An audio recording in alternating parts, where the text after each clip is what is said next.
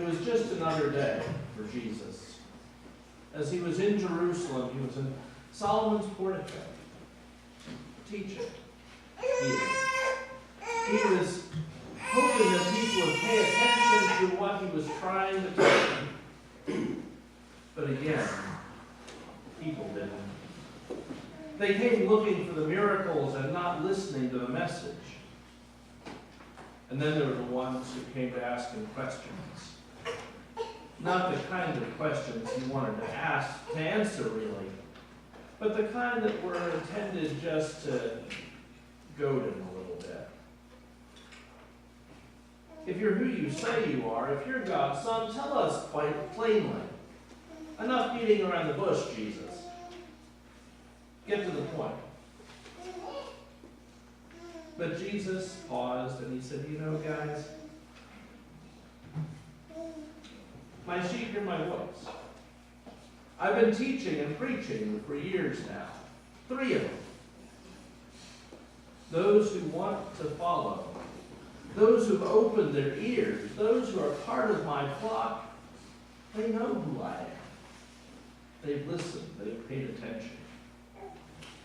But you're coming here and asking me to tell you plainly when I've been telling you this all along.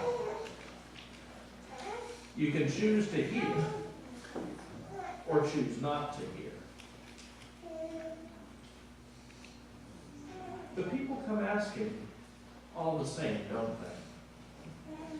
they? Even those of us who've tried to choose to hear, we keep coming to God and saying, you know, I need something more. I need a sign. I need proof. I need something that I can hold on to. Even though we've seen and heard throughout our lives. And God sends us out to be that voice too for people who are trying to hear or trying not to hear, as the case may be. Peter was one of those first ones set out. One of those disciples who had gone with Jesus, who had followed him throughout his ministry, who had listened, who had declared, you are the Christ, the Son of the living God, yet who had also denied Jesus, only to be welcomed back. Peter knew grace. He knew forgiveness. He knew what is someone who had denied Jesus could find as welcome. And then he found his commission. And that's where the story in Acts picks up. With Peter, who's out preaching and teaching just like Jesus had done, following that command that Jesus had given all the disciples to go into the world and preach and teach and heal. And that's when he got the call. We need you to come here. Because Tabitha, our dear sister, has died. Can you imagine being Peter in that very moment? Perhaps preaching to a crowd of folks and having someone show up and say, hey, we need you to come over to the next town. Because one of the saints of the church, one of the women who has cared for so many, has passed away. And we need you to fix it. I can imagine that feeling in the pit of Peter's stomach when he asked himself, and what do you expect me to do about it? Maybe I can come and I can say some nice words. Maybe we can come together as community to celebrate Tabitha's life. But what can we do to change things? But he made his way to that place where Tabitha lay stretched out on the bed, her body having been washed by the other women of the church, laid out and prepared for burial.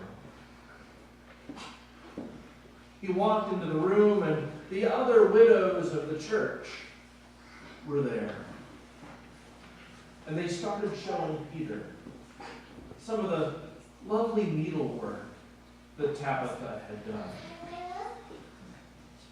Some of it, perhaps pieces that went beyond just simple construction of clothing, but pieces that people would wear with pride. They told stories about how Tabitha had made clothing for the poor, how she had cared for the sick, how Tabitha had the best chicken casserole that she would take when someone had passed away. You know Tabitha, don't you? I think she was a member of this church once. And the ladies gathered and they poured out their tears, they poured out their stories. And Peter stood there, hearing those tales of love, seeing that handicraft that she had made for the poor. And his heart broke. And something in Peter, in the back of his brain, pushed him. Don't just stand and listen to the stories. Don't just gather the people to tell about how great Tabitha was. Maybe you can do something about this after all. And so with the Holy Spirit speaking in his ear, Peter sent the women out. Go. Leave me here with Tabitha for a minute. And he looked down at the cold, dead body. And he reached out and took her hand. Tabitha, get up. And she did. I can't tell you the number of times that I have wanted to be able to do that. But it never works. At least it hasn't in my life. But for Peter, this coming to be with Tabitha, coming to be with the community of faith who are mourning the loss of a beloved servant of the church, was a way not just to honor this woman's service, but to make a difference.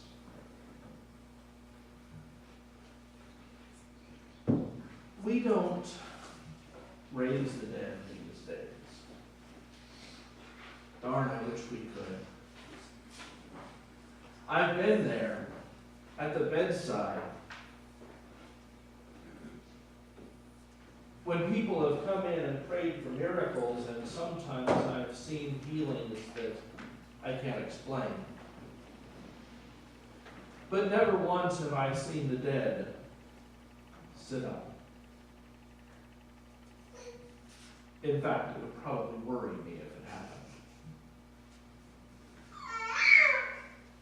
But Peter's faithfulness, Peter's reaching out with life for this woman who had served the poor, who had served the church, who had lived as an example of God's love in the world, goes beyond just the story of 2,000 years ago and another miraculous resurrection. It points us in a direction too. It points us in a direction of seeing what's truly valuable. Lives of service.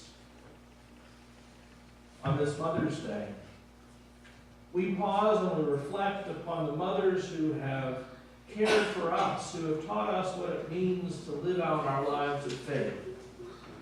Those mothers who have, yes, made those chicken casseroles and sewn paraments. Those mothers who have cared for the poor, who have organized clothing drives. Those mothers who have taught us what it means to be the church. We are fortunate in the United Church of Christ that we're one of those denominations. We've been ordaining mothers since 1835. For us, including women in the full life of the church, is who we are and what we do. It's in our DNA. And so today, when we celebrate the mothers who gave us birth and the mothers of the church who have carried us forward and taught us what it means to be faithful people, it's not a Hallmark holiday. It's a holiday that resonates in our faith life as well. Tabitha wasn't the first. And I tell you, she won't be the last either. No, the women of faith who have guided us throughout our lives, we're working on the next generation now. With the little girls sitting here this morning. And one day when they are mothers, and grandmothers and great-grandmothers themselves, the story will keep getting told. Today we celebrate God's goodness. The goodness that is made tangible in our lives by women of faith, women of service. Women whose very lives are signs of God's love. So if you are among those who have someone that you can call later on and say, Mom, thanks, make sure you do. If you're among those who mourn today, who wish that Peter could come in and stretch out a hand and raise up your mom, know that we join you in that. If you're one of those folk who are lamenting today, know that you're not alone, that you too are beloved. Look around you for a minute. For real, look around you for a minute. If you're just looking at the guys, you're missing. I know it might just be a problem with placement. But the women gathered here, the mothers of the church, whether biological mothers or not, are people who give us strength and who give us life. Ladies, God bless you for your love, for your faithfulness, for your witness, and for your service. Gentlemen, you got another day coming in a month. Hang in there. We're going to get there together. But today we celebrate the women of faith. We ask God's blessing for all of you. Amen.